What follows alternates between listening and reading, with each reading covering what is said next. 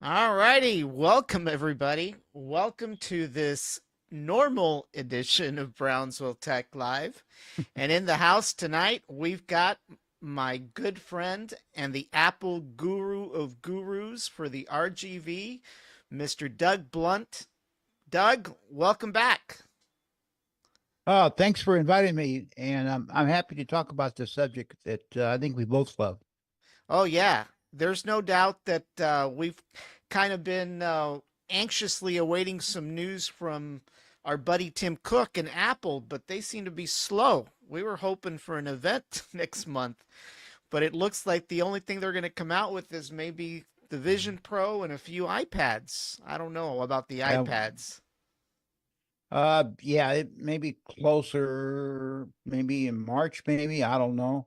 But the Yeah, Vision Pro, I that's their heard big deal right there. yeah, I heard that the Vision Pro was going to be next month and Yeah, possibly several iPads being released in March.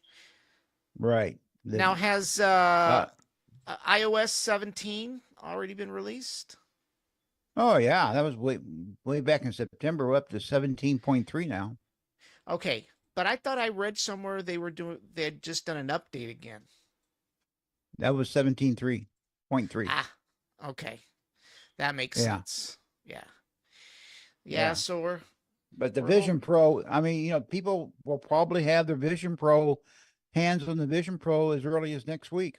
Yeah. Well, for those that can afford it, right?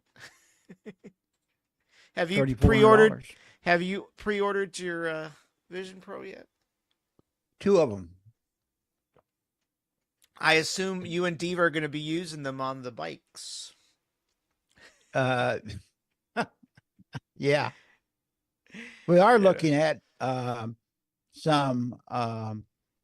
We're against it seems that the GoPro is not the camera to use.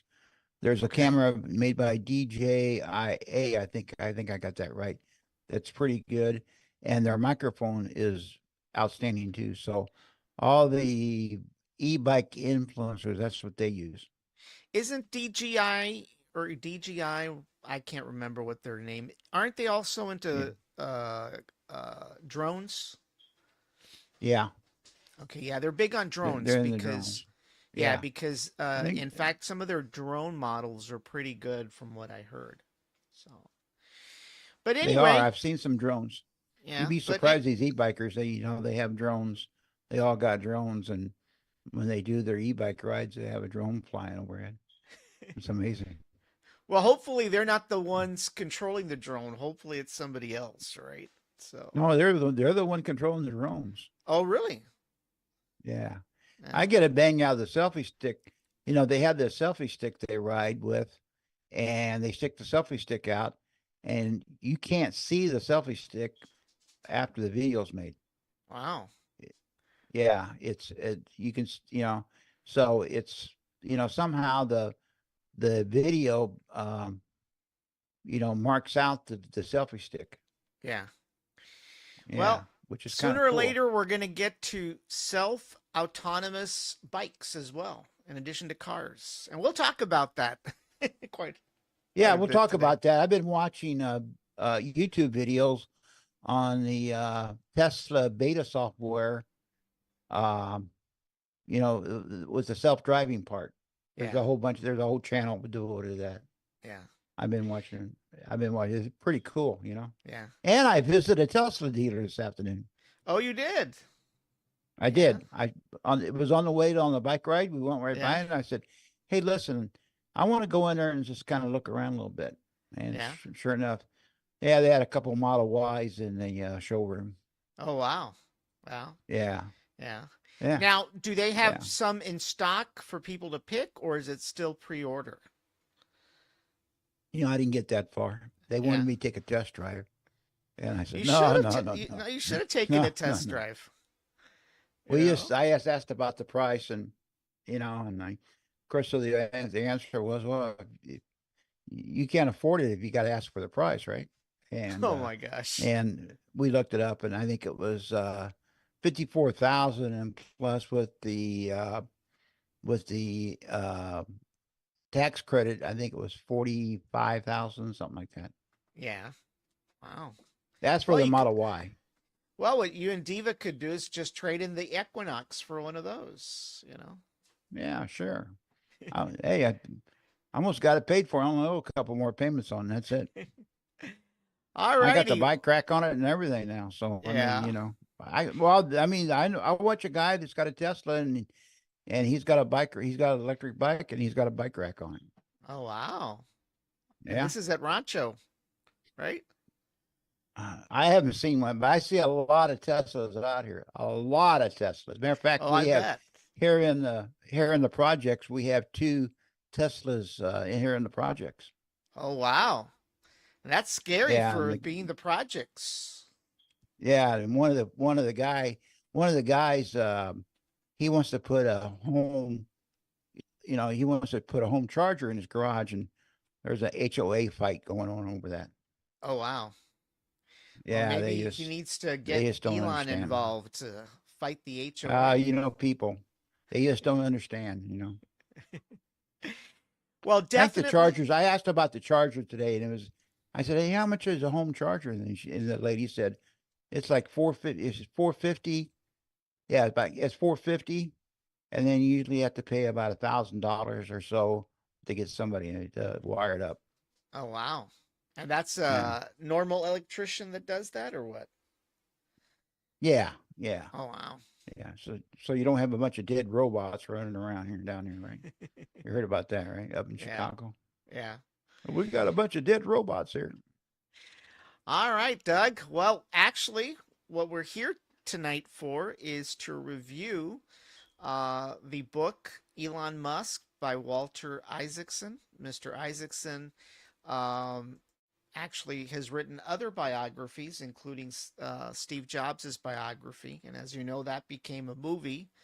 And I've been Yep. posting to try to get people going on who would play Elon in any movie, but I haven't heard too many people mention any names. So William Shatner. William Shatner, oh my gosh.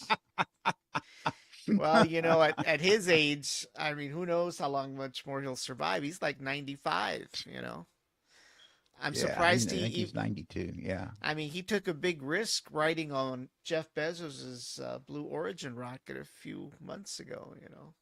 So Still rides horses every day. that's what I hear. That's what I hear. I just watched a interview between Chris Cuomo and William Shatner, and he says, yeah, he's 92 and he still rides horses every day. He has to get a ladder to get up on the horse now, though. Oh, I'm pretty sure. Yeah.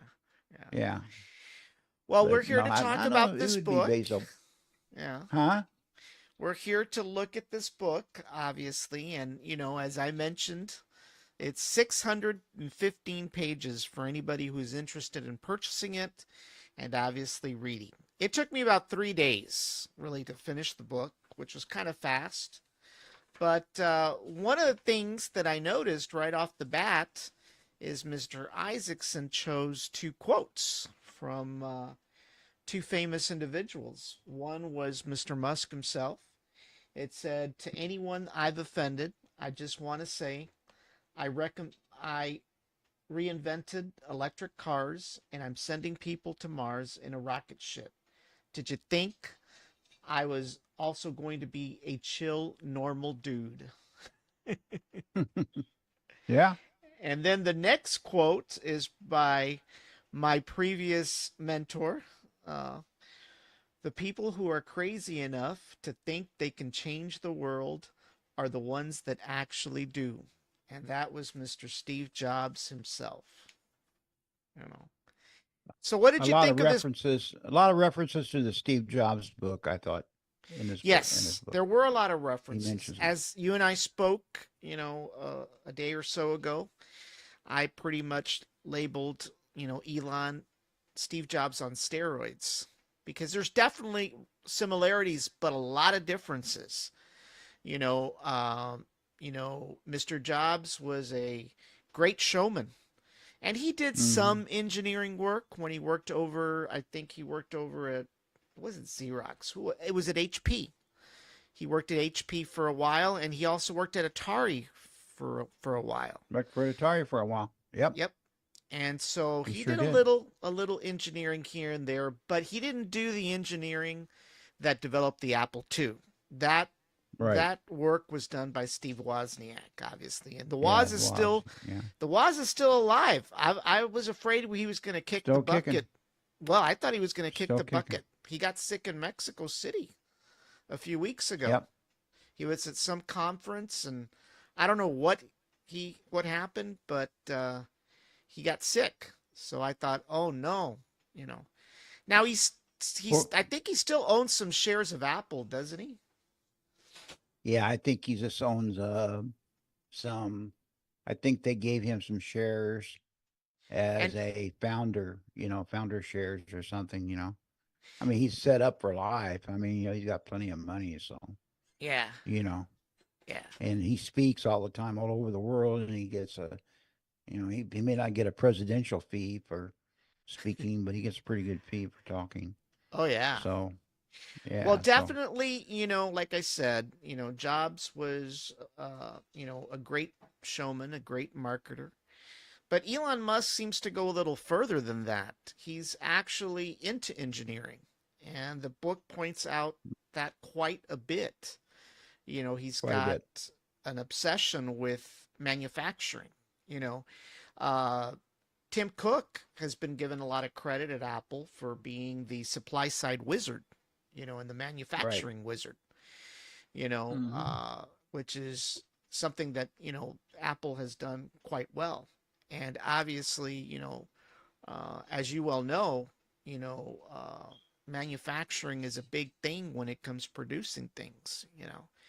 And the book Yep. clearly shows that, Musk has been very involved in all facets of process. His famous He phrase doesn't was let any delete. engineers blow any smoke up his butt. That's for sure. No, that is for sure. His famous thing Yeah. is delete, delete, delete. Delete, delete, delete. So, what did you think of the Pretty book, good Doug? metallurgist.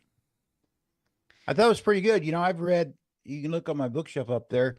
I've got just, I think I've got all of Isaacson books, Benjamin Franklin, you Yeah, mentioned, Leonardo da Vinci, um, Code Breakers, Steve Jobs, of course, Albert Einstein, all his books. And I like this book much better than I actually like this book better than I did Steve Jobs' book. really. I haven't read the Steve Jobs. I actually went straight to the movie that was based on the book somewhat.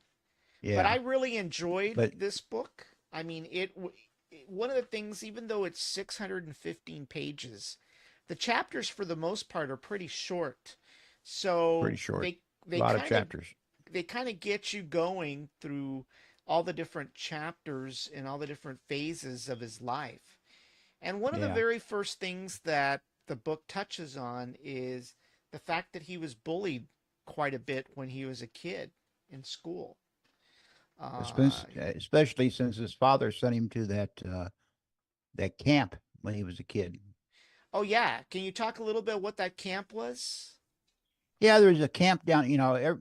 For those who don't know, Elon Musk was born in South Africa, Pretoria? Pretoria, South Africa, 1971, Okay. and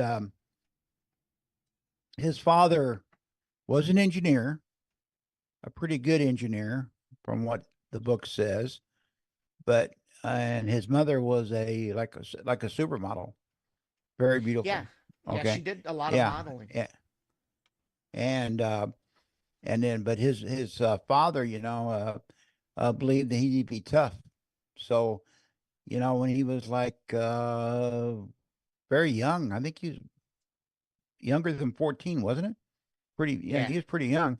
There's this like a survival camp. Okay, we send kids to Boy Scout camp or something.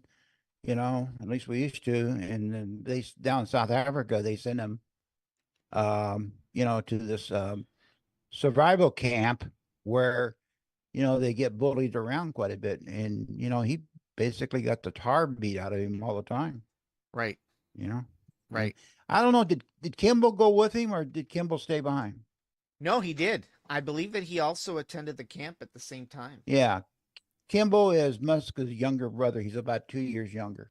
Right. Well, one of the And things and that Musk mentions is that adversity that he experienced, not only in school, but obviously with his relationship with his father, actually shaped him for the most part. You know, um, yeah, I mean, he uh, basically says that. Well, I don't know if he coined it, but he felt that he had some level of PTSD. I mean, he has mentioned, even though I believe that the book says that he's never been officially diagnosed, that he had Asperger's. that's what his mother said too. Yeah, Yeah, having what was yeah, that? Not Park, not Asperger's. Asperger's. Yeah, his mother said no, he'd never been diagnosed. Yeah. So he hasn't Yeah. really been diagnosed, but definitely the father was a good engineer. In fact, there's a chapter called The Adventures.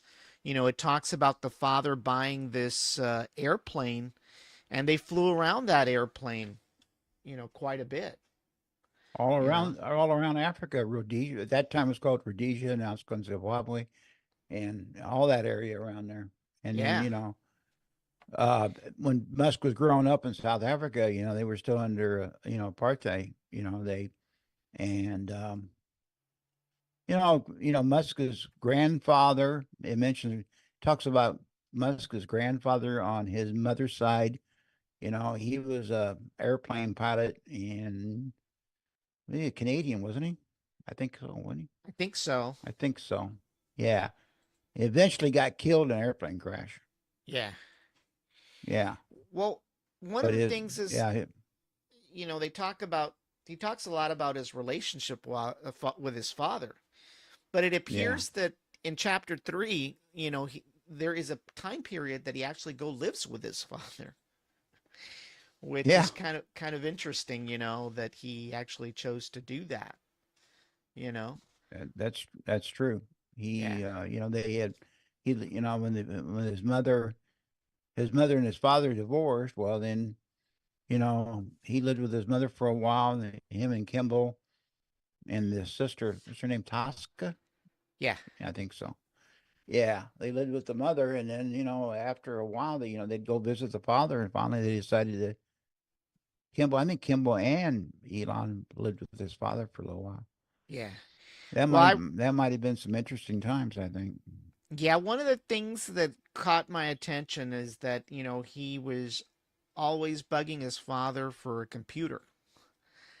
He wanted a Hmm. computer badly. And, one of the things about those mentions is that it kind of brought back memories for me. I mean, I'm actually the same age as Elon Musk is, so we're basically from the same generation. So we grew up around Okay. the late 70s, early 80s, and you know, during that time, home computers were just coming about. The Apple II, the Commodore Yep. 64, the Radio Shack Trash 80s, if you remember those, Mid crash and 80s, yeah. so there was a lot of, homebrew clubs out there. And I remember Right. walking into a computer land back in the early 80s. I'll still remember this. I Mm-hmm. was 12 years old and I walked into the Mm-hmm. computer land. We actually had one here in Brownsville, and they had a Wow. Commodore 64. Wow. And Didn't know that. yeah, it was basically when I walked into that computer land and saw that Commodore 64 for the very first time, it was basically love at first sight. It was love at first sight, and I kept on bugging my mom, just like he bugged his dad that I wanted a Commodore 64. And after months of begging and begging and begging, I finally got one for Christmas. So he talks about where, he finally gets his computer. I guess the father finally gets him a computer and he starts uh, programming. And back in those days, when you had a Commodore 64 or an Apple II, the most popular language was BASIC. It Yeah. was. we would get these magazines. I would subscribe to computer magazines, and they would Oh, come I in with, remember those days. Yeah. remember, they come in with basic programs, and you type the things in, and you hope and pray that after after you You'd typed spend hours debugging. Yeah, debugging, trying to you figure, spending hours on there debugging it back and forth, yeah, I mean, it was Yeah. crazy. It was really crazy, but it kind of brought back memories. It brought back a lot of memories. And then, him spending a lot of time coding, and learning how to code and stuff like that. Yeah. I mean, it's something that I personally can relate to because that's how I learned programming. I learned it at 12 years. I learned BASIC at 12 years old, and then I went over to Pascal, and I never got to do Fortran, but it was basic Pascal and C++. Yeah, those were the programming languages that I learned about. But it was kind of interesting. He developed a game called Blaster, by the way. Yeah. By the way, yeah, Blaster. Yeah, he mentions that he Yeah. made a game called Blaster, and I can't remember how much he sold it for. Yeah, it talks about here about him developing. I think the game was Blaster, and basically what he did is he used an IBM PC XT. Remember those? I do. Yeah. And he taught himself using Pascal and Turbo C++. And at the age of 13, he created a video game named Blaster using 123 lines of BASIC. Imagine a video game with 123 lines. That was pretty 123 lines. efficient. That was pretty Yeah. efficient, you know. So that was kind of cool. I mean, that really was really cool to kind of, you know, hear about that. And then of course, he decided, I think around 17, according to the book, that he decides he wants to go to the US, but he actually can't get to the US, so he ends up going to Canada. Uh, Right. right? Yeah. So It sure he does. ends up going to Canada. And I can't remember, how did he get to the US? Did he finally get a visa? I can't He went to remember. work for he went to work for at a bank in Canada, That's right. He and did. he impressed the president of the bank or something, and so they said, "Hey, listen, we're going to open up a branch in the United States. Would you like to go?" So that's how he got down in the United States. Yeah. Yeah, it Yeah. was, he lived in Canada for a while, and his mom and Tosca, and I even believe Kimba also moved over to Yeah, Canada, they did. you know. Well, she had I believe his mother had Canadian citizenship because her father was Canadian. Her father Yeah. and mother, I believe, was Canadian. Yeah.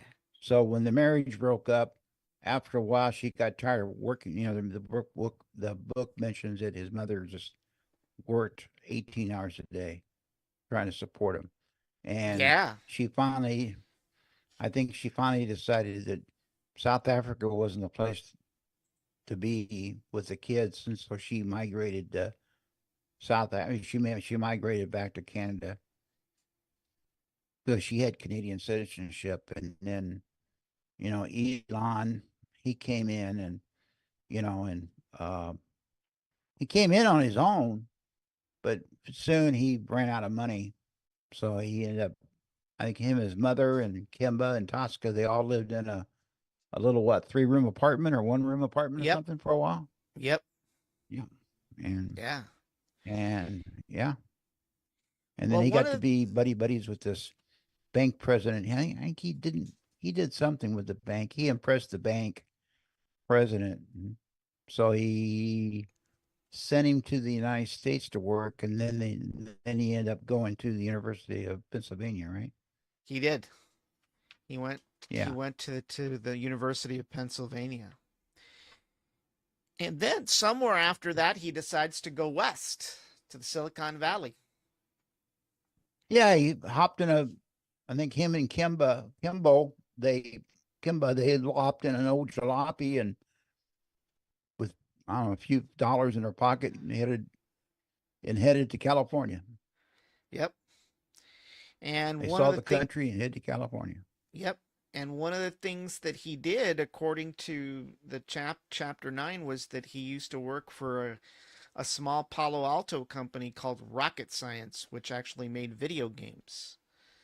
Uh, Yeah, so when he was at Pennsylvania, though, he had they were in some kind of a dorm. They were not in a dorm. They were in a somebody's. One of the guys, one of his friends had a house, and it was like, Animal House on steroids. yeah, I think it had a disco. It was always a.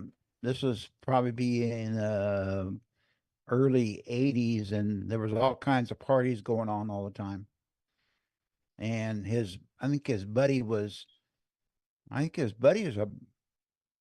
was physicist or something like engineer too, you know, and they always had some type of a side hustle going on all the time, right, and then they went to California and then they started Zep 2 Corporation. yeah, yeah. Well, one of the Yeah. things that he talks about, there's a section here in this chapter that talks about, one of the unfortunate trends, in the 1980s was the desire for everything to be closed, whether it was cars or even computers. It was possible to open up, and like it says here, it was possible to open up, the and fiddle with the innards of the Apple II that Steve Wozniak designed in the 1980s, but you couldn't do that on the Mac. If you recall, the old Apple II had all these slots, and then when the Yeah. Mac came about, um, and that was one of the things you could not do. And so, Musk apparently liked not just to fiddle with hardware, but he also fiddled with software. He could Yeah. code, but he had enough knowledge of the physical components, which helped him when it came to understanding battery cells and capacitors and valves and combustion chambers and fuel pumps and all kinds of stuff. In fact, it talks about him. He had an old BMW that apparently he spent time revving up, and he was pretty good at tinkering around with things. So Yeah, he was the old BMW. There was always something going wrong with it, and he. As a matter of fact, the 40th anniversary of the Mac was Tuesday, I think. Okay, was it? and yeah, and on Mac Break Weekly, you know, they tried to, Apple was working on the Lisa, Yes. and they wanted to force Jobs out. That was in the early '80s, and so they said, okay, we'll give you, but he had enough stock, so they couldn't just fire him. So that, he started his own a branch of Apple, and they were working on the Apple SE, something like that, I think, Right, the Mac and SE. the Mac, Yeah. and it wasn't on the Apple campus, it was somewhere else, and they flew a pirate flag over the building, and he assembled all these engineers, and when they built it, all the engineers they signed in the inside of it Yeah. of the Mac, right? Okay, well, yesterday or on Mac Break Weekly on Tuesday, they happened to have a Mac a Mac, and they opened it up, and all their names were still there, Andy Hirschfield and all the rest of them. Wow. That's pretty Yeah, cool. yeah, You yeah, it know. was.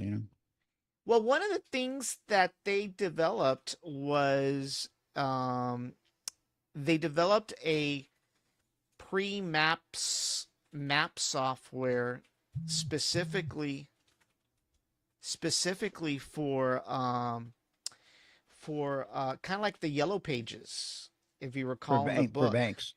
for Yeah, banks. for banks. Yeah. Just like a MapQuest. Do you remember the old MapQuest? on the internet. Right. Right. Yeah. Yeah. Yeah, it talks about Yeah. that. Yeah, it talks about Yeah. that.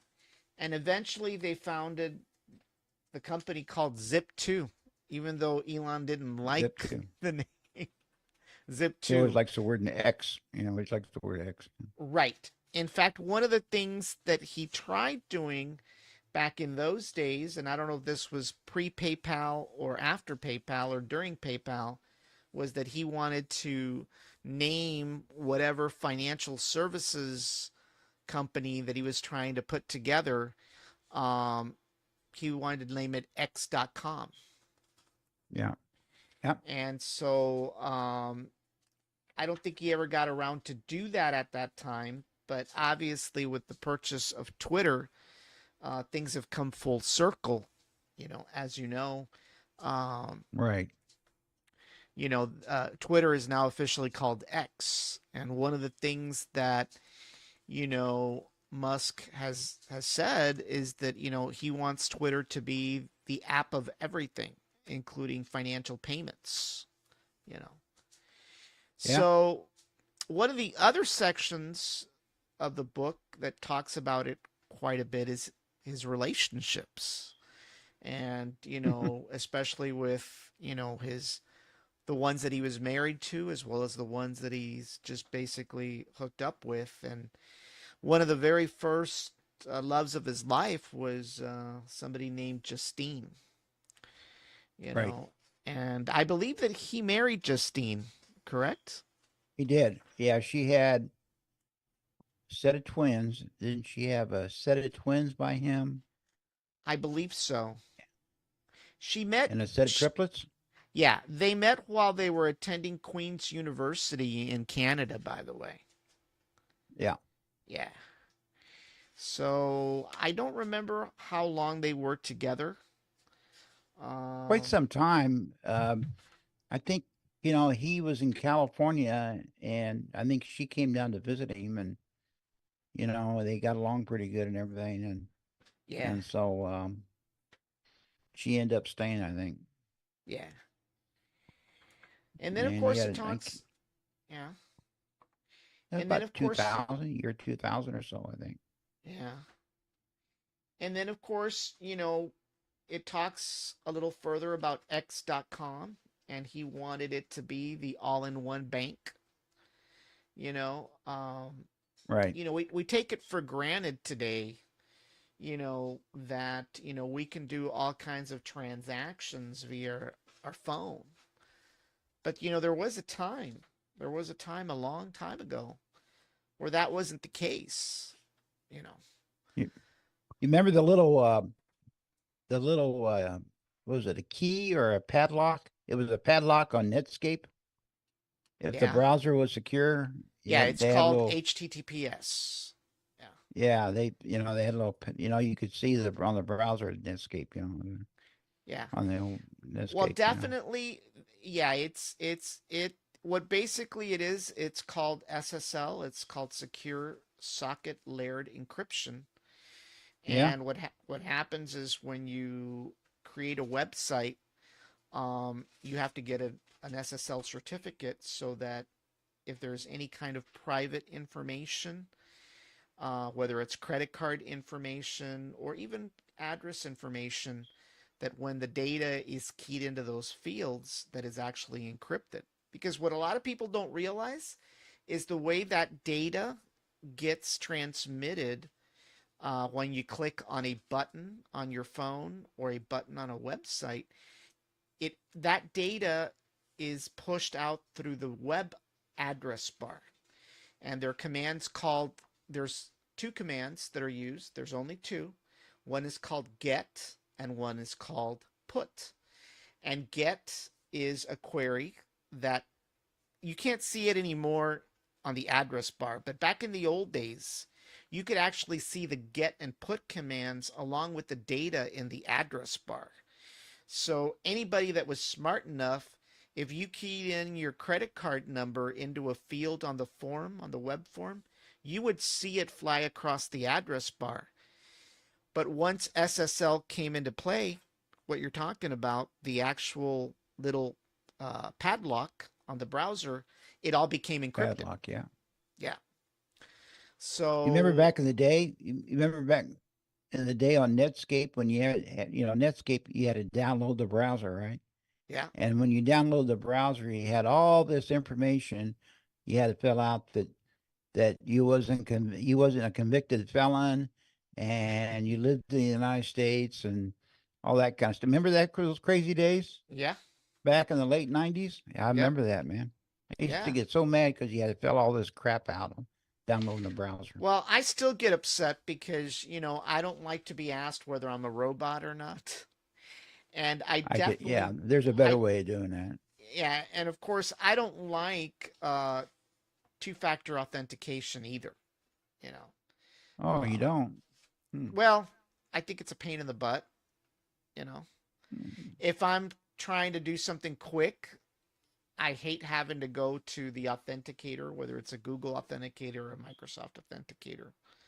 Yeah. But I understand the reasoning. I understand the reasoning for it. I mean, I've been hacked so many times and had money swindled so many times, so I know it's necessary. It's just a pain, especially when you're trying to do something Yeah. quick. So, Somebody trying to sell you Norton antivirus. You get right. those Well, emails? yeah, yeah, I Yeah. remember those. And of course, I still get them. I still get the emails. You look at it and I go, well, we're charge your account well, for $600 or something like believe it or not, I'm still using Windows Defender. I've I've used a that. lot of, you know, I've used a lot of others, and I don't think any of them are any better than anybody else, to be honest with you. I've used Avast, I've used Norton, I've used, McAfee. Remember John McAfee? John Um, McAfee. yeah, I've used them all. I've used them all, and quite frankly, I don't think one has an advantage over the other. The one that I won't use, and I don't know if they're still around, is the one by Kaspersky. Remember that Russian outfit? I remember that. I remember that. Yeah. And they were pretty popular. They were Pretty pretty popular. popular back in those days. Yeah, So pretty popular. yeah, They're so pretty it popular. it it talks about PayPal, and obviously, there was a coup to oust him out of PayPal as well. You know. The good thing about his PayPal made him a lot of money, made everybody a lot of money, but also too, even with the shakeup, even when they ousted him out, he still kind of remained friends with the founders. Right. Okay, and they helped him out in the dark days of Tesla quite a bit. Oh yeah, yeah, Yeah, yeah. yeah, And of course, it talks a little bit. They label him the Rocket Man. Obviously, when he talks about the story about where he decides he wants to get into the space industry, and he decides that the very first thing he's going to go do is go over to Russia yeah. and Try to buy a try to rocket. purchase some rockets, and they Yeah. basically were selling him the rocket. I can't remember what that astronomical Uh, figure was. Do you remember what the I what? forget what it was, but they pretty much, laughed at him and, you know, Yeah, yeah, marched him out. They could get out of here. yeah. Well, obviously one of the very first rockets that he came up with was the Falcon 1, and there's a whole section in the book that talks about the Falcon 1. Primarily all the testing was done over at the Marshall Islands. I believe that the island was Yeah, called over the Marshall Quaj. Islands. Yeah. So, there was actually, was it two explosions and one success, or was it three explosions and one success? I can't I remember. think it took him like 3 times to get it going. Yeah. The third time was a charm, I think. Right. And I And think, wasn't it that, his engineers, huh? Go ahead, no, go go ahead, ahead. Danny. Sorry. No, go ahead. His engineers, they lived on this beach. They were actually living on the beach. There Yeah. might have been a trailer out there or something, but it was too damn hot to live in to sleep in the trailer. So they just slept on the beach, worked all Yeah. day and slept on the beach. You know, Well, one of the funny and parts was, I don't know if it was prior to the third launch, I guess there was a concern that some of the rocket parts were kind of wet, and he Yeah, tells his engineers to get up there with a hair dryer. yeah, yeah. Get up with a hair Get out there dryer with a hurdler. Yeah. and dry whatever you've got to dry off. That was kind of incredible. And it said that is something that the folks at Boeing and ULA would have never done. No, they would never do anything like that. And They would. you've got some experience working for those guys, so Well, those aerospace companies, I worked at both Boeing and Northrop and yeah, McDonnell Douglas, the old McDonnell Douglas. yeah, And the companies are so huge that, that everybody's got their own little thing and, they don't cross that bridge. If you're a manufacturing planner, well, you just worry about the instructions, okay? And right, if you're somebody, so you don't worry about, well, somebody, that's not my job. yeah, Not the case with Musk, okay? no. Well, talk to us. Everything. Yeah, since you've got quite an extensive aerospace background, talk to us for the rest of us that don't know a whole lot about what cost plus contracts are. He talks a lot about that, by the way, that Musk has never Yeah. had a cost plus contract. So for those of us that are unfamiliar with what those contracts are, what is a cost plus contract? Well, it came in World War II. Yeah, And the reason why it came in World War II is so the government could keep an eye on contractors. So the government would, let's say we're making the B-17 bomber. Well, the B-17, Boeing would go to the government and says, okay, we'll sell you this airplane for X amount of money. But then if there's anything else that you want done to it, you would have to pay for it. yeah, Okay. So, what would happen is that, this is where you get the, when you work on these government contracts like that, there's always something that has to be added onto something, onto an airplane. Okay. right. Like, it may be designed without a toilet and they go, oh yeah, we forgot to put that in. So you put that in or something else. Okay. There's always something going on. And so they just kept on adding the cost on, Yeah. because, in government contracts, it goes to the lowest bidder.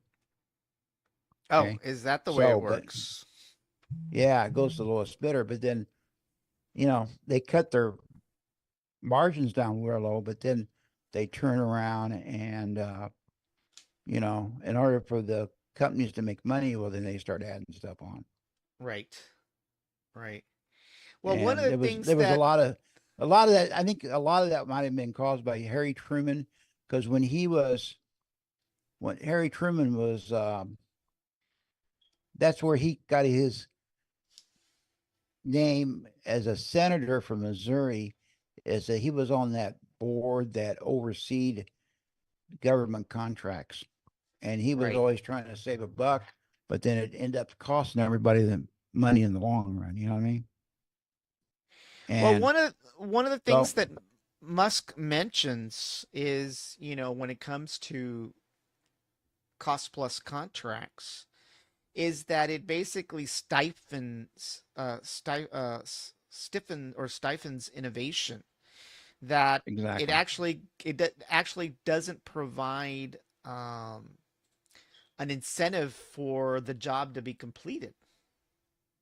That you get paid it just goes really on for and on and it on. just goes on. It's kind of like our Texas highway street repair here. How long have they been working on the freeway in McAllen? Probably as long Well, as they you've been finally here. opened up the Edinburgh one. Well, it is, but they'll probably close it down eventually again for something Yeah, else. but So there's no you know, incentive for completion. And I think that's one of the things that he said was that the way the normal aerospace companies, the regular aerospace companies worked, I mean, they had cost overruns, over budget. I mean, the prime example obviously was, the B2, moon, well, the B2, but the moon rocket program. I mean, it went through they this didn't have a budget. administration. That basically did not have a budget. Yeah. The moonshot. But the program that I'm more familiar with, like the B2, That's how I got mushroomed all the way up to $44.5 billion. Yeah. Okay, then we run out of money.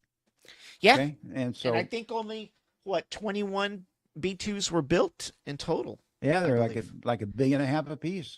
I think I think the original plan was to have like over 100 and we No, ended up 600. 600.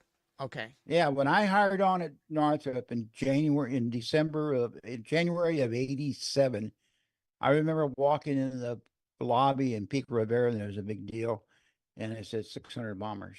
Wow. Okay, then they narrowed it down to 300, and then they had it narrowed it down to 75, and then they narrowed it down to 21. Okay. Yeah.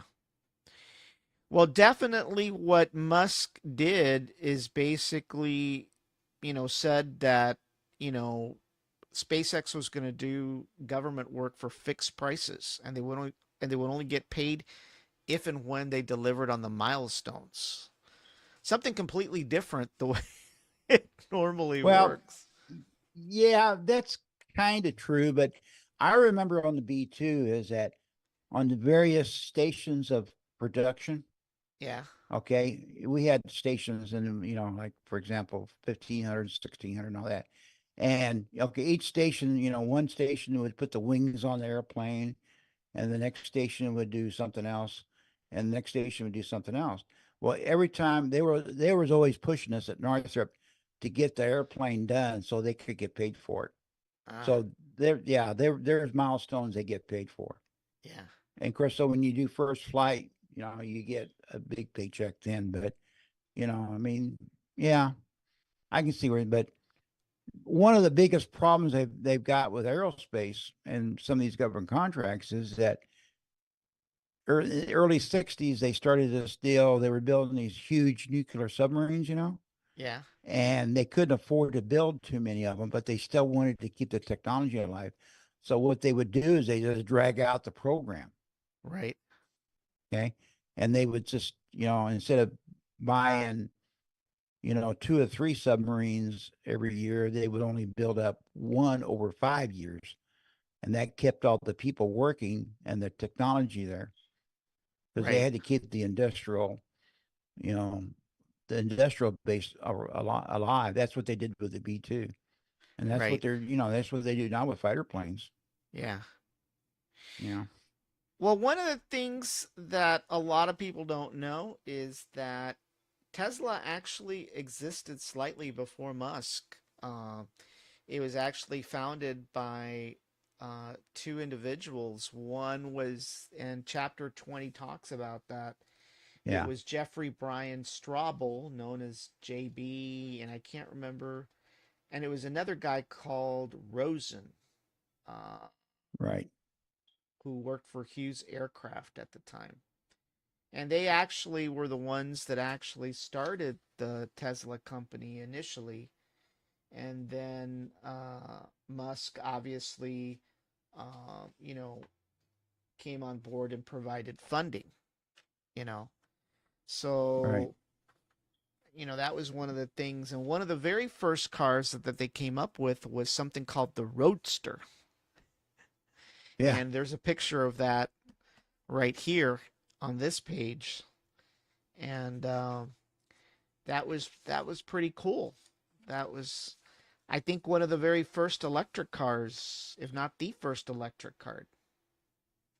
You know, uh, In modern times, there were in some modern electric cars times. around the turn of the century. There were some electric cars. Yeah, in fact, I've seen pictures of electric cars at the turn of the last century. I You think if know. you watch Jay Leno's garage, I think he's got a couple electric cars in there. Oh, really? Yeah, Well, one of he the also got some things steam cars too. But one of the things that we mentioned is Musk's obsession, obviously, with manufacturing. And a lot of that, especially metals, especially metals, especially metal. and Yeah, there was a lot of times I'm fast forwarding, obviously, for the sake of time, but one of the things is his obsession with manufacturing and manufacturing processes, and his belief that, to delete, delete, delete, delete, you know, Well, And engineers have a tendency to overbuild, okay? yeah, And so I can tell you stories that the company that we used to work for, okay, and we were only making something small for the car that goes like this, yeah, and there was all kinds of crazy stuff that the engineers always wanted to do, okay, yeah, and and that's how they eventually, they changed it, and we were always going back and forth on what they wanted, rare indicators and beams and just all kinds of crazy stuff. So engineers historically, they always want to make it, they always want to add stuff on, make it better. right, And they always want to use the best material, and Musk isn't like that. He's in love with stainless steel. He's, you know, and that's why all the rockets are stainless steel.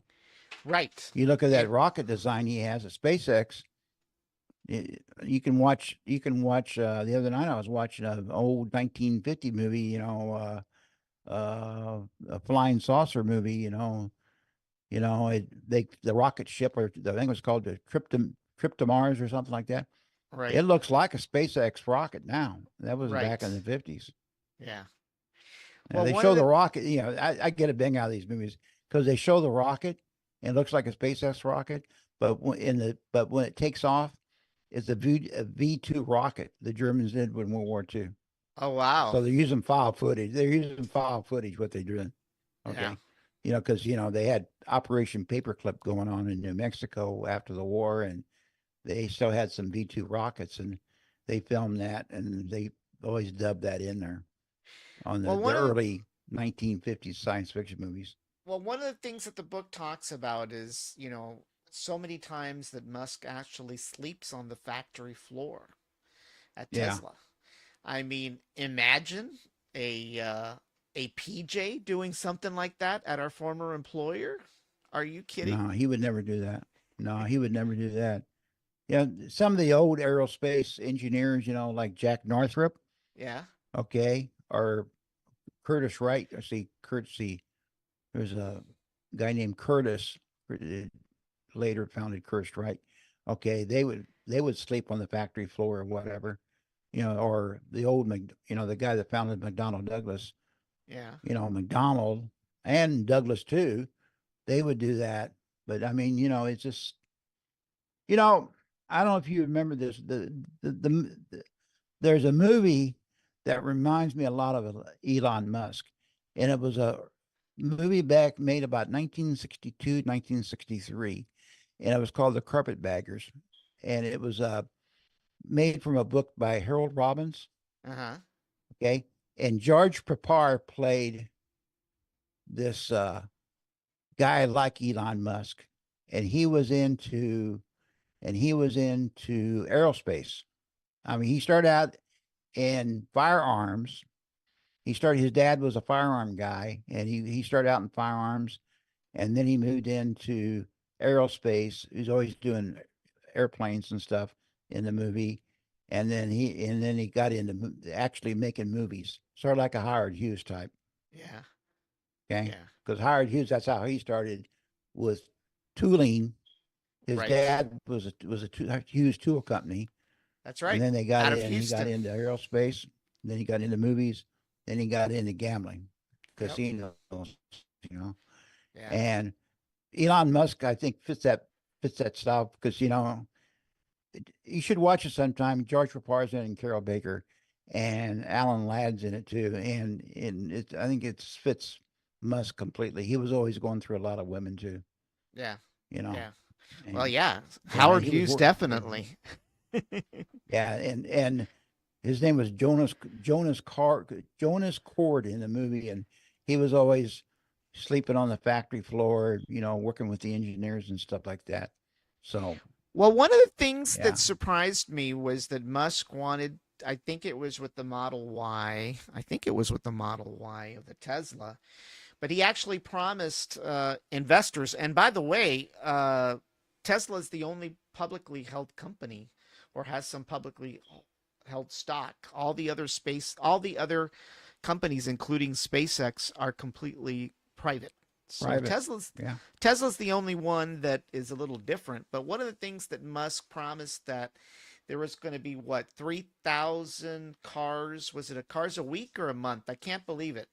I can't believe what the number I was. think it was a million. I think originally it was like a million cars a year. It came out to 30,000 cars a month or something like that. Right.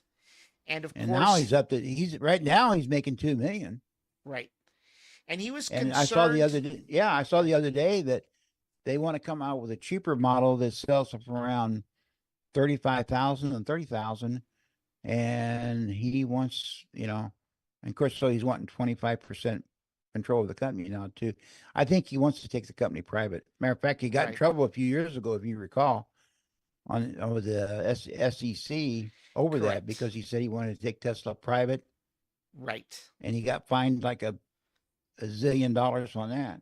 Yeah. And so, yeah, Well, one of the and things he had concerns about meeting his original goal, and partly it was because he didn't have enough manufacturing space.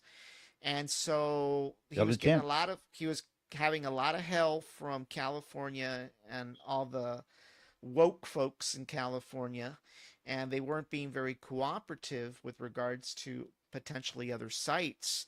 So one of the things he decided to do was he decided to actually build tents, tents to actually continue the Tents. manufacturing, you know, Went which he went did went here back to the originally. good old U.S. Army. That's what the U.S. Army. That's what the Romans did. Yeah, Thousands of years ago. right. And you go with tents. That factory in California, by the way. I don't know if you know this or not, but that was a joint venture years ago between GM and Toyota. That's right. In fact, one of the very And first cars that came out of that plant was the 1980s Nova, not the 70s Nova, but the 1980s Nova. In fact, it was yeah, an identical to a Toyota Corolla, if I recall. yeah, yeah. Yeah, And and like, that was a union shop in California, and they were always they couldn't compete because the yeah, labor rates in California was so high. Finally they tried like a Dickens years and years and years, and finally I think they just gave up. yeah, And then the building was empty, and he yeah, took it over. yeah, But I think I told you, I went to a Tesla dealership here in Brownsville today, yeah, and there was a Model Y that I looked at. I thought the Model Y, I thought the interior I was kind of disappointed on the interior yeah. because I thought it was going to have the steering wheel, the looks like a airplane steering wheel, Right. What did it a half have? steering wheel. Now I had a full steering wheel, Okay. and the interior was kind of bland. It did have like an iPad in the middle of it Right. and all that kind of stuff, but Right. you know, if you remember the old TV show Silicon Spin on HBO, and they said, I want a car that has doors that go up like this, Right. like the old DeLoreans. That was kind of a joke in the TV show. Yeah. Yeah, give me a car that I want the doors to go up like this instead of like that. I want them going like that. Yeah. Well, the other Tesla, I think the Tesla X, I think that's what they have, because Leo Laporte had a Tesla X, I think it is, and Uh-huh. his doors went up like that. Well, But one of the things that you I know, wanted to touch on a little bit was, and I mean, there's a lot in this book. I mean, it goes from there is a lot. Tesla to the Boring Company to his investment in solar roofing with his cousins, and the fact he let And his him getting cousins on the go. roof and working all night on top of the solar roofs. Yeah. I mean, Yeah, there's all kinds of stuff, including, the Starship launches. But one of the things that caught my attention was with regards to Twitter or X, and as of course, that was an on and off thing for a couple of months, and the way, Mr. Musk kind of makes it appear is that at the end he was kind of forced to have to buy Twitter, even if he really was having second and third thoughts about it. But Yeah. one of the things that fascinates me and caught my attention quite a bit, because it did bring some memories for those of us in the IT industry, is, after he took over Twitter, there was a hosting company that hosted their servers. Most companies today now host their own, they don't host their own servers anymore. Everything is done either by Amazon or by Microsoft's Azure. It's very rare now that companies have their own Hmm. servers in house. It's just too costly. So that was the issue after Musk uh, after Musk took over Twitter. There was extensive cost in with this hosting company, and pretty much from one minute to the next, Musk ordered his people to go over to the hosting company and to pull all those servers out, because one of the things that Musk believes in to this day is that it's better to manufacture and control as much of it as you can, so you don't have to rely on suppliers and all kinds of issues. So he Yeah. basically, but they were telling him that it was impossible to rip these servers out of the data center. So he literally went, pulled out a floorboard under the data center with a pocket knife, and basically went down there and told the engineers, doesn't look like it's a big problem. He unplugged one of the servers and said, if I can do this, move the rest of them. And they did. They went out and yanked all the servers. They went out to Home Depot and bought all kinds of tie, those tie thingamajigs. They even went to an Apple store, by the way. The book talks about where they bought Yeah. the entire supply of AirTags to put on these servers as they were being transported. I can't remember if it was to Seattle or where they were headed, but they literally used AirTags to track these servers as they were being transported, you know, uh, up north, Well, Apple's the same way, I mean, they have their own operating system, they have their own hardware. yeah, A lot of people argue the reason why Apple's been so successful because of their operating system yeah, and their and their hardware. They control. They have their own. They have their own browser. yeah, Okay. They even make their own electricity. With all these solar farms and stuff like that, yeah, and their own paper for their own boxes, right. and because they have tree farms all over the place, and they make one of the biggest deals is they got tired of messing around with Intel on the chips, so they come up with the silicon chip, and it revolutionized the computer industry. Well, one of the You know, things that Elon uh, was concerned about when it comes to Apple was with regards to the payments system, and one of the things was that there was a concern that Apple was going to yank out the Twitter app out of the App Store. And he actually went and visited Tim Cook and got called him up. reassured. Yeah, Yeah, I called him up. He went over to Apple headquarters, and they had quite an extensive talk about supply chain in general, supply chain issues, since that's Tim Apple's favorite topic to talk about, favorite topic. right? Yeah, But one of the things that he didn't push and wasn't, I don't think it's been addressed yet, is the 30% charge that Apple currently charges for apps. It's when you sell an app, when an app developer sells an app, there's a charge, like a 30% charge. And then the other issue was that, when it came to credit card privacy, Apple did not relent on providing that level of information over right, to right. Mm. Twitter or X. It's still unresolved at this point. Yeah, that 30% deal. There's a European court case that Apple pretty much lost. That and I think it's going to happen in the United States that you can sideload your apps on iOS, but Well, you can do But that see, on Twitter Android, doesn't. right? Yeah, But on Android you can Twitter, do that. nobody buys a Twitter app though. It's a free No, download. yeah, I don't. I think there was a concern about the credit card processing fees and so forth. I think that's what the deal They was. don't want to give the information out because Right, that was a big deal. Is that these companies, they want your credit card so they want to know where Danny lives and how much money right, he makes, and right. and what what does he buy and all that. I mean, that happens to me all the time. I just I'll her and I will just be talking about something in a conversation, and all of a sudden here comes the text messages and the emails.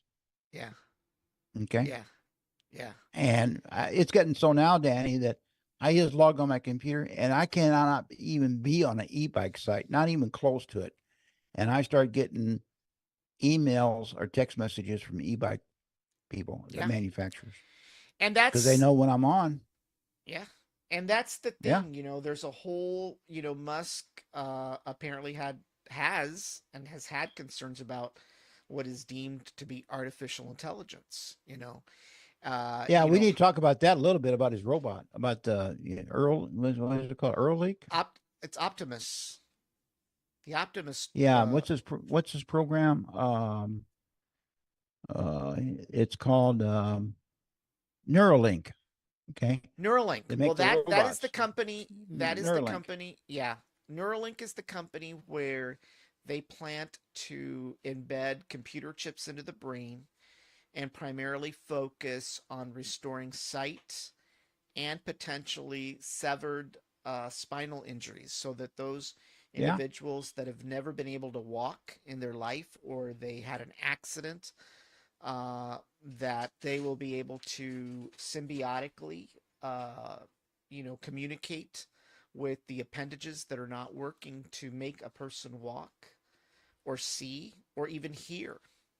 In fact, I was Yeah. quite surprised to find in the book a reference to where Musk says that out of the three or four things that he's mentioned where Neuralink would actually work, that he says that vision wise, that with the right technology, that sight could be restored even better in some cases. Even better. Yeah, Even better.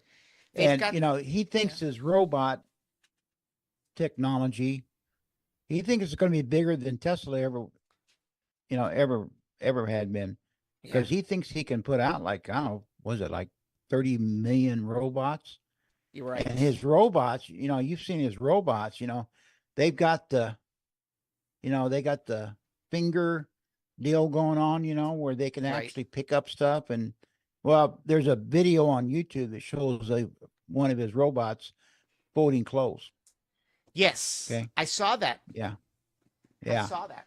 And then, Now, he thinks that everybody's going to have their own little robot. I think they're going to, right now, I think you can buy one for like $20,000.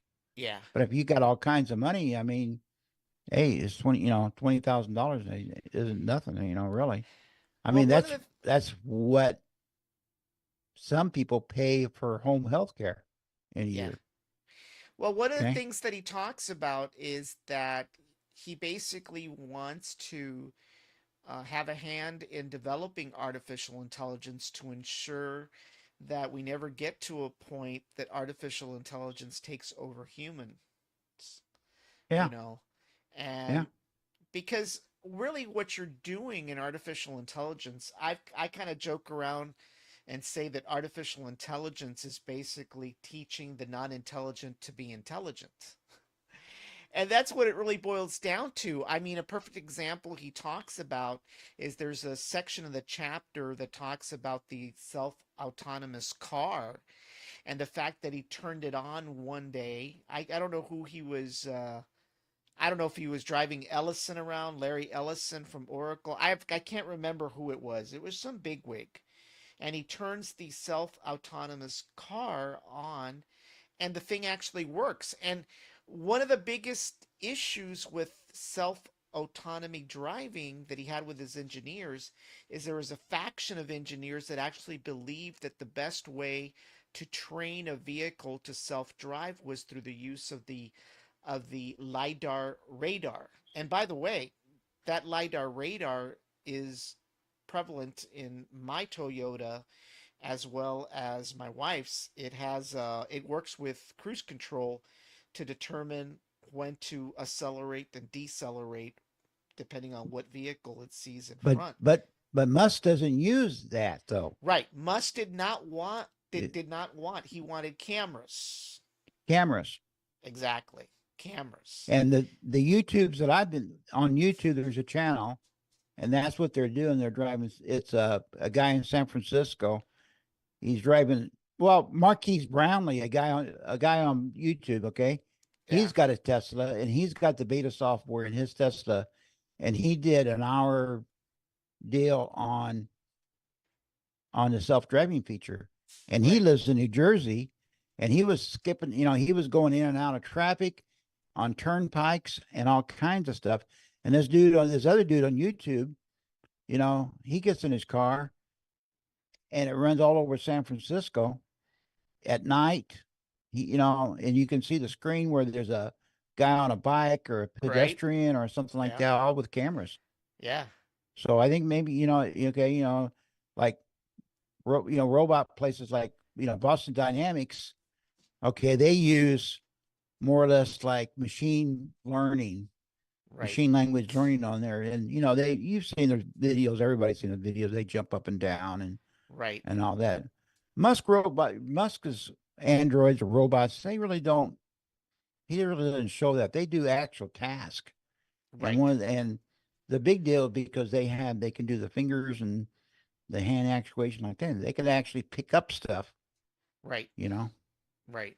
or Yeah. write a sentence or something like that. So, Yeah. no, but a self-driving car, I think we're really close. They have to change a few laws, but Yeah, I I think mean it's coming. we've seen videos also of self-driving 18-wheelers out there, you Yeah, know. and of course, so I was telling Evelyn about it today, and I said, well, pretty soon, one of the things Musk wants to do is he wants to have Johnny Cabs. And Yeah. if you remember Johnny Cab from the old Arnold Schwarzenegger movie where he's on Mars and he gets in a cab and there's a guy with a little bus station. He's, oh, I'm Johnny Cab, and his head goes around in a circle and stuff. You remember that scene? Right. Total Recall. Yep. Okay. Yeah. And that's basically what he wants. But see, the book says, hey, you know, we don't need to put Muskers, we don't need to put steering wheels in. But his engineer says, no, you got to have a steering wheel in. Yeah. Well, we'll make them real small, Yeah. you know. Yeah.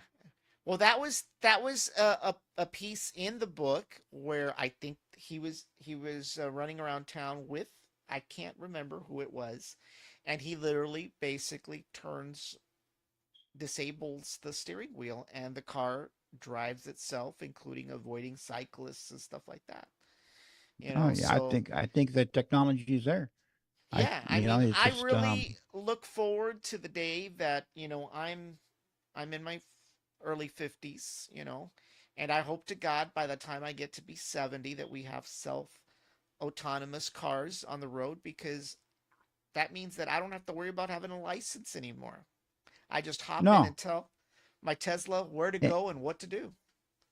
and not only that, the book mentions that, okay, is that you could buy a self-driving car, okay, and you could go, it takes you to work every day and drops you off, and the car can be working and doing it like Uber or Right. Lyft or something like that while you're at work, and the car just comes by and picks you up when it's time to go home.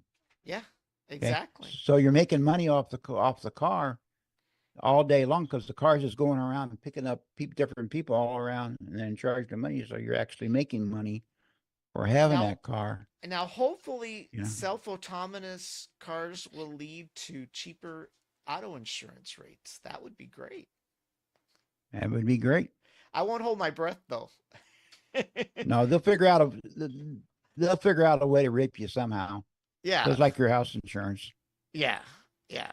I mean, Yeah, no doubt about that. They'll find a way to. that's a yeah. They're yeah. Insurance used to be pretty cheap, but not anymore. It's gotten really expensive. Yeah, Blame it on COVID. yeah. Well, one of the things that, we didn't touch on, but I know it's something that was talked about quite a bit was, Musk's belief that, you, if you're not working late, you're not working hard enough. There's the Yeah, story about, obviously with Twitter, right? And a lot of the layoffs that happened there, but there was also a few Starbase shakeups as well. There's a story sure. about. And and you and I know a couple people that we used to work with, and we're not going to mention any names, but we are uh, we are baffled the reason how they're still working there at Well, SpaceX. I'm telling you that the book talks about one of the individuals that was in charge. I can't remember what he was in charge of, but he was down at the launch pad one night, and Musk decides to go down there, and he only sees two employees working, Yeah, and yeah, basically rakes him through the coals and says, "Hey, where's everybody? What the heck's going on?" And yeah, that was the first and last time you had people down there at the launch pad just, sitting on their hands. yeah, yeah. But Hey, that. I know those aerospace programs like that. When you're have a mission, even as big as Northrop was, Hmm. okay, on the B-2 program. Yeah, I mean, I put in tons and tons of 18-hour days, 7 days a week. Okay, I didn't see my kids, grow up and stuff because we had a mission and we had to put an airplane up in the air. It right. takes a lot out of you. Yeah. And me being an old man now, at 70 years old, I don't know if I could handle that out at SpaceX, working all those hours and stuff. But I Well, have some neighbors here in Rancho, and they work a lot of hours out there, and he yeah. expects them to. Well, You know, I can understand that level of thinking. I had an opportunity after I left our previous employer to actually manage once again, and I ended up managing a different generation altogether than the first time around that I managed an IT group, in the 90s, and this was primarily dealing with millennials and Gen Zers. And I will say that they have a different work ethic than your Gen Xers and even your baby boomers of yesteryear. I mean, I'm a Gen yeah. Xer, and quite honestly, you basically bust your balls until you get the job done. But Well, I'm this a younger, baby boomer, and we did too. I you mean, know, you know, but we these were, Gen Zers and these millennials, they have a whole different ethic, and yeah, there was a lot of culture clash between Gen Xers and millennials and Gen Zers because they want to work as little as possible. As little as possible. They want to have yeah. work and life balance. And I'm not saying that, you should work yourself to death. That's not what I'm saying. But literally, that was a problem. And I believe that was the biggest culture clash that Musk had at Twitter. You had all these millennials and Gen Zers out there, who were used to eating vegan plates and tofu for free and God knows what else down there, Yeah. different kinds of waters. And here comes Musk and saying, we're taking all that crap out. We're not having these, what the book talk about where at Twitter Well, he they walks in with a sink. He right, walked in Twitter with a sink, right? right. Let that sink in. Yeah, let that sink in. But the thing was that they had these days where if you didn't feel like going to work, you didn't have to. They were Yeah, sanction days. yeah, Imagine that. yeah. you All know, that ended. All all that that ended ended. at Twitter. But it was a culture clash, and it is a culture Yeah. clash between the boomers and the Xers and the Gen Zers, the millennials to this day. And I found it very difficult for me personally as a manager to deal with that culture, what I consider to be a culture war. you know, and a work I ethic yeah, for. I think the people he's got a SpaceX, they're pretty much gung ho out there. I think Oh yeah, there might be a yeah, few exceptions, but I think there a lot of SpaceX people are local. yeah, Okay, and I think they're happy that they have a decent paying job yeah. instead of working at some warehouse. You know, Right. Well, there's no and doubt about that, but those folks at Twitter, I mean, they were just spoiled. That's what it boiled down to. oh yeah, yeah, all that added, that environment they were in at Twitter. I mean, that they were just spoiled. It's just, Well, he not had all only those engineers, and they didn't really do anything. I mean, they never came out with any new products, or, Twitter has never been considered a money making proposition. right. Okay, it was just potential. Well, You even know, even the worst part of it all is how much of the woke movement was entwined within Twitter. They even had shops with what was it?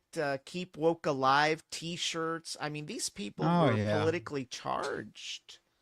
I yeah. mean, they were politically Probably charged. during, like during Burning Man, they probably didn't have anybody there, hardly anybody there, probably. You know, You know. and um, they just, Twitter, a lot of people worked from home.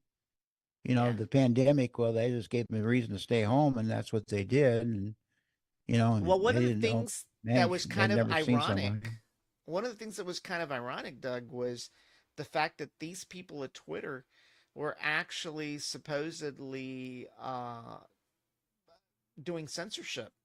I mean, they were literally They censoring were, people they for were their political views, especially if you had conservative views. I mean, exactly. they're They yeah, censored a lot of people, yeah. and there was It just wasn't Trump, Twitter by got a the way. It yeah, this Musk it, got a hold of a guy named Matt Taibbi yeah, that he's not conservative. Okay, man, he voted and he's a liberal, and he voted Democrat each time. yeah. And he spilled he went through all the Twitter files, and they dumped it on in Twitter.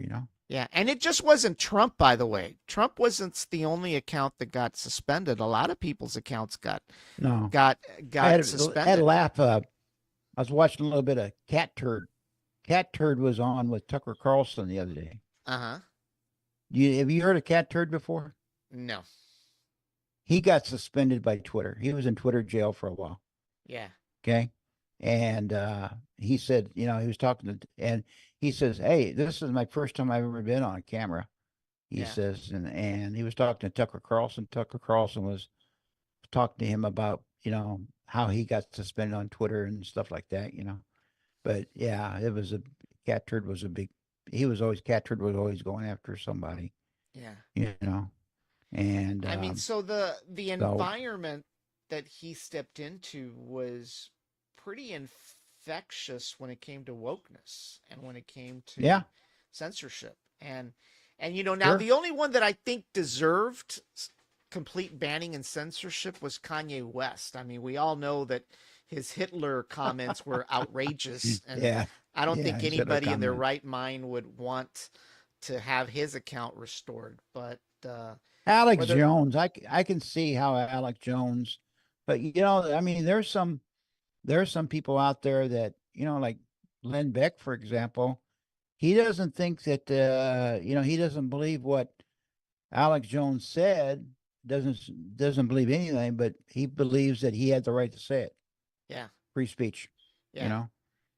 yeah, yeah. And you know, I mean, we obviously, there's things that, need to be controlled, especially, if somebody's out there, trying to convince people to read Hitler's what was it? The Mein Kampf, the manifesto or yeah, whatever my it was. struggle. Yeah, Mein Yeah, Kampf. Mein Kampf and stuff I don't like think you can that. even buy. I don't think you can even buy that book anymore. I tried buying it the other day on Amazon. Yeah. I was going to read it, see how stupid it is, and Well, what do I you don't think think about I the don't. relationship between Musk and Jeff Bezos? Seems to be somewhat a little bit of a competition, but admiration at It's the a same time. competition. It's a competition. They're two different characters. Jeff Bezos kind of he's very, very steady. He's an engineer. He likes to work in a workflow, kind of a process, Right. you know, step by step by step by step. Where Musk is, you know, no, let's hurry up, let's get it done, Right. okay? Delete And delete it if you have to. And who made the requirements was the other thing. Was his other yeah, phrase. Who made the yeah, he made the requirements? requirements. Yeah, I Yeah. got to bang out of Musk is he's got all these billions of dollars, and when he has to go up to Austin or somewhere, he sold all his property, right? Right. He sold all his houses. He lives out in Boca Chica Beach on a little, what, 2 bedroom apartment out there, Right. two little It's only bedroom like a house or something. $45,000 house. Right. Yeah, and then, but when he goes everywhere else, he always stays with a friend. He goes Right. up. There's a place up in Austin. He always stays with him. But his friends. Oh, I mean, they've got, their guest houses Right. much larger than our houses are, right? Right. Okay, Right. and more fancier. But I Well, just got to bang that. You'd think he'd have a house in Austin by now, well, or he whatever. almost did. Remember, he Yeah, hired the architect that designed the Apple spaceship headquarters. yeah, yeah. He did. But after I can't remember all the reasons he decided not to do it, but he Yeah, finally decided not to build it after all. And you're right. He actually stays with friends. His mother, I yeah, believe, when she's come down here, down to Boca Chica, actually stays in a converted garage into a bedroom kind of deal. yeah, yeah, But then, May Musk has said she has no issue with it because in South Africa, it was not an uncommon thing, an uncommon thing for them to sleep out there where the lions were at. yeah. Not a yeah. And we've talked about this recently too, about the hovercraft. He's got a bunch of people that is living on the island, right? Yeah, And they have 2 hovercrafts that go back and forth, yeah, carrying people from Padre over to the SpaceX. yeah, yeah, Okay. And yeah. It's just, so I it's mean, just, I'm it's just just a, I'm just concerned that one of these days, a guy like Musk, he travels all the time in airplanes and stuff, that always in a hurry, or helicopter, that there's going to be a plane crash. Well, what do And you think about the story? And it's in the book towards the end of the book where remember that guy that was tracking his jet airplane? yeah, I remember that Remember guy. that? Yeah. And apparently, this, as the story goes, somebody out in California apparently was using this app or this service to track where Elon Musk's house was. And in fact, he and little X jumped in the car one evening and were actually blockaded or something like that by some guy dressed up in all black in a ninja suit. Yeah. And shortly thereafter, they quit tracking his jet. Now, I've seen a few postings once in a while on Facebook where I see people report he's taken off or he's leaving from Brownsville, but I thought the app was banned. I didn't know I you. think it I, was too. I think the FAA, they banned it, or they did something with it, yeah. you know. So, I eh, mean, you know, you can literally go on. I what, think but it's once you get the tail numbers, though, I mean, once you get the tail numbers, you can pretty much follow anybody, really. well, yeah. But In fact, I don't know if you remember a couple of weeks ago there was an airplane crash somewhere in Mexico, and these group of people actually died, and they're related to some politicians in Mexico. But I was kind of yeah. the plane left Brownsville, by the way. It left Brownsville, stopped at Oh, I Monterrey, didn't know and that. then yeah, and then the plane crashed somewhere between Monterrey and another location. Well, you can literally go on the FAA website, and you're right. You key in the tail number, and you will get all the information of the airplane, including who's owned it, when, and where. Yeah. It's totally Does he amazing. does he fly out of Brownsville Airport, or does he have an No, he airstrip flies out out of there? Brownsville. No, he flies out of Brownsville. Yeah. You there? Does he? Yeah. Wow. Yeah. Yeah, I'm right here. Yeah. I'm surprised he does. Yeah. I'm surprised he doesn't have an airstrip out there. Well, I don't know if there's Hmm. solid land out there enough to build one, you know. I don't know. Well, you just make a, get hold of a couple of Chinese engineers, and they can make an island out in the middle of the Pacific Ocean. I guess they can make one for him. Right? Right. Yeah, yeah. All righty, Doug. Well, But yeah, it space. The book. You know, for those people that are watching, the book goes in some detail about what's going on at Boca Chica Beach. I correct. thought that was interesting, Yeah. and you know, it's a pretty neat book. The author Isaacson, he actually spent like 2 years with off and Yeah. on with Musk, walking Yeah. around with him, and so that's kind of cool. He spent some time with Steve Jobs before he died, but not that much time Right. because Jobs went pretty quick. But no, and then he talk about little X, playing Yeah. around. He takes Right. little X there at the boardroom meetings and stuff like that. It was a very, very, And it is a very, very well written book. It definitely talk, doesn't gloss over any bad stuff. And there was a lot no, of things, obviously, throughout his life that he experienced. And that is one of the nice things about this book is you get a pretty good feel for the man from the very beginning to what it is now. I mean, obviously, yeah. people have different opinions of him and his antics and stuff like that. And And he's quite honest with his family, his yeah, children. He's got 10 kids. yeah, Okay, he's got a set of twins and a set of right, triplets. yeah, He's got an autistic boy, yeah, and he's the one, the autistic boy. When they were trying to figure out the design on the Tesla truck, when didn't he say, he says, well, if you're talking to this autistic son said, well, if you're talking about the future, why don't you make it look like the future, right? yeah, yeah, Yeah. yeah, And he's got a transgender son, right, okay, right, that he is, every family's got a horse, as Dave Ramsey would say, every family's got a horse thief in it along the yeah, way somewhere. yeah, And he talks about, he's estranged to his transgender son, even though he's reached out to him. yeah. And, Yeah, I mean he's off.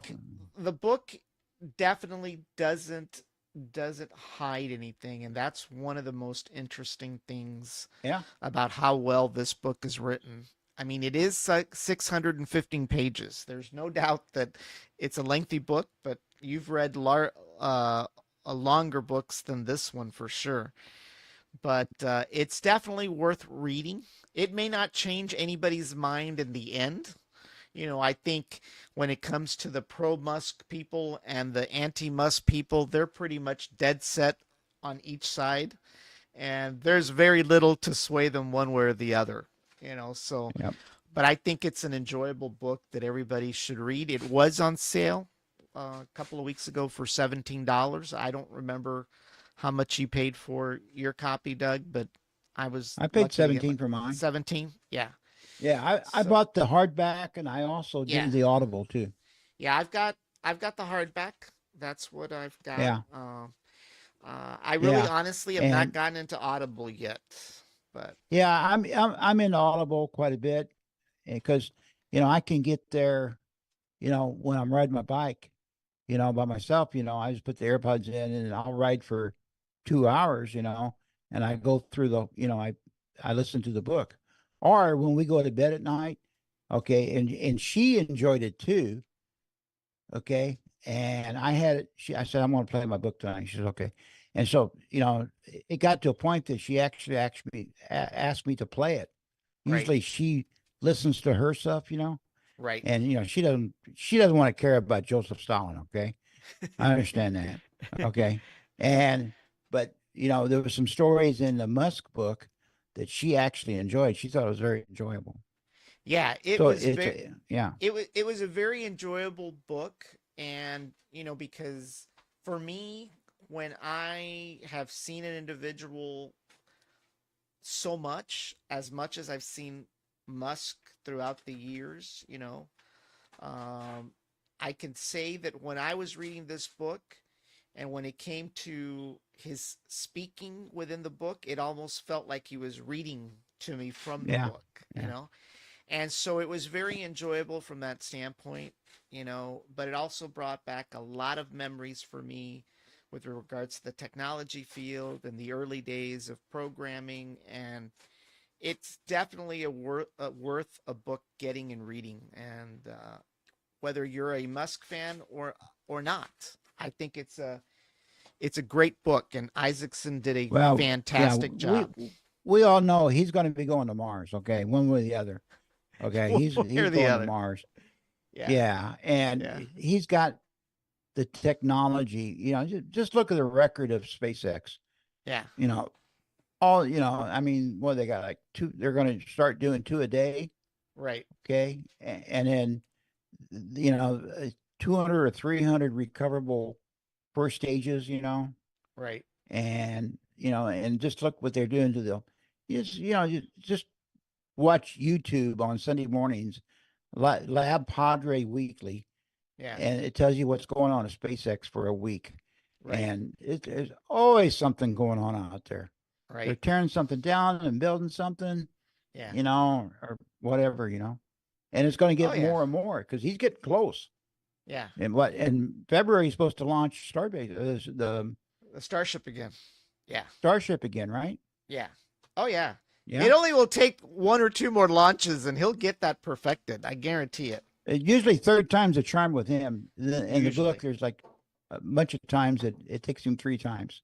right. It's sort of like buying an Apple product. It takes like the third version to get it right. Yeah, yeah. Yeah. All righty, everybody. Well, we've gone an hour and 40 minutes, which I think is probably Wow. our longest podcast, Doug. Yeah. But everybody, it was great to give a book We're gonna have to review. pay It's our we're actually, gonna have to pay our editors a little bit more extra money. I know, the good thing is this was our first book review, you know. We had not done one before. We hope that we'll do a few more of these, uh, Yeah. on different topics Currently, and I'm stuff. reading. I just started a new book last night, and it's Arnold Schwarzenegger. Be useful, Oh wow, and Arnold does the narration.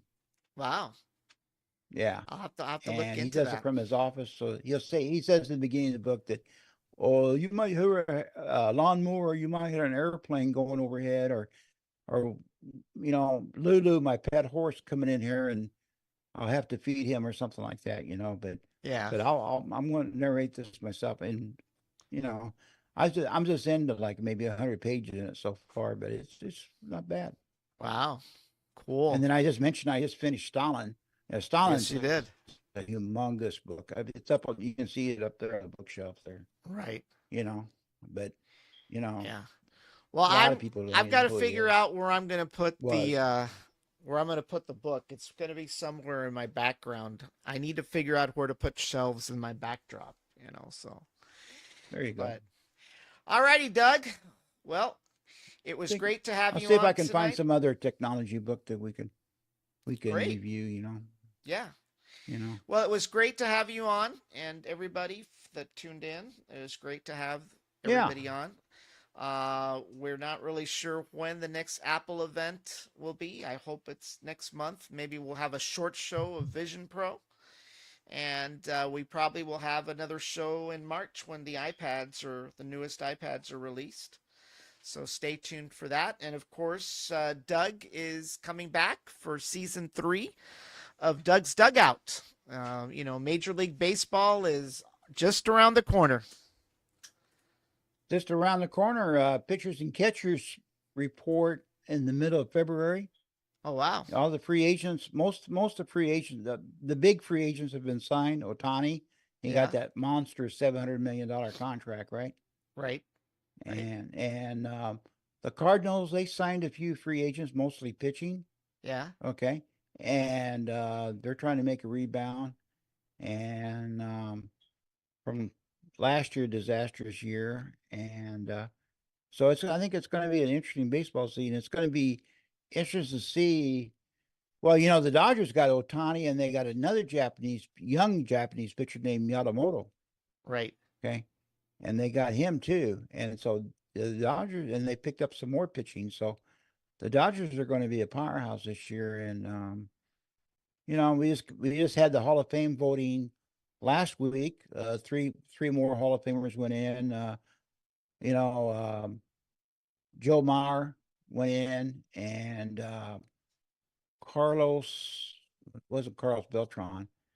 It was another Latin ball player, and another guy. They all went in the Hall of Fame, Yeah. and that was interesting. So it's I'm looking forward to the baseball season. Hey, Well, we're March definitely 28th, first game. well, March 28th is the first game. well, we're definitely excited about having you back for season 3. So, we'll be starting that pretty soon. And of course, football season is not yet over. We have the AFC NFC conference championships this weekend. So So we'll who have is it. going to the Super Bowl this year? Well, I'm not going to make any predictions, to be honest with you. But I'm going to. what's the last 4 teams left? I guess that's the question. It is the San Francisco 49ers against the Ravens, against the Detroit Lions, and oh my God, where's my map? Uh, where's my map? Give me a second. Kansas City's out, huh? Kansas City. Kansas City. So it's Kansas Okay. City, the Ravens, the 49ers, and the Detroit Lions. So I'd love the Lions to get in there. I that'd think be that would be so interesting. great. Yeah. But so Yeah. we've got an episode of the Spin Zone tomorrow where we're going to review the upcoming AFC NFC conference championships, and then on February 11th we've got the Super Bowl out at Allegiant Stadium in Las Vegas. So we're kind of excited about that as well. Home All and away. righty, everybody. Well, it was great for everybody who joined us, and Doug, once again, it was a pleasure having you on. And we will see you Yeah. here in the next couple of weeks. Okay, Dan, we'll be waiting for you. All Always a righty. pleasure. All righty. Okay. Everybody, have a great evening, and thank you for watching. Okay. Bye-bye. Bye-bye. Good night.